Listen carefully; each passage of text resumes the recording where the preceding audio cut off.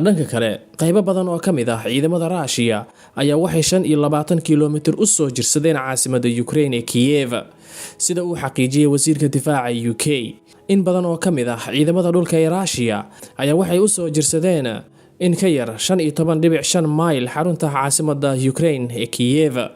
Sabtidii ayaa wasiirka difaaca UK sheegay in qiimeyntii sirdoon ee ugu dambeysay sheegaysay in ciidanka Russia ay u soo dhawaanayaan caasimadda Kiev. Dagaalka waxa uu ka socdaa waqooyi galbeed ee Kiev iyaga oo ciidamada Russia ay ku soo siqayaan caasimadda iyagoona hadda u soo jirsaday caasimadda Kiev wax ka yar 25 kiiloomitir sida wasiirku sheegay. Sidoo kale wasiirku waxa uu sheegay in unugyo ka tirsan ciidamada Russia oo aad u badan ayaa waxay isku fidiyeen waqooyiga Kiev. midan ayaa waxay sahlaysaa in ciidamada Russia si dhib yar ay ku qabsadaan caasimadda Ukraine Kiev.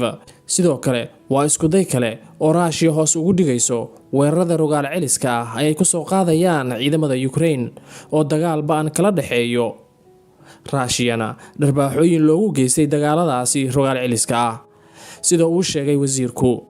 kooxaha CNN ayaa waxay soo wariyeen inuu halkaasi uu ka dhacay aroortii subaxnimadii Sabtida halkaasi ka dhacay qaraxyo ha yeeshee ma kala cadda in qaraxyadaasi ay geysteen ciidamada Russia ama kuwa Ukraine. magaalooyin kale ee muhiimka ah ee Kharkiv, Chernihiv, Sumy iyo Mariupol ayaa waxa ay qabsadeen ciidamada Russia. wasiirka UK ayaa intaasi ku daray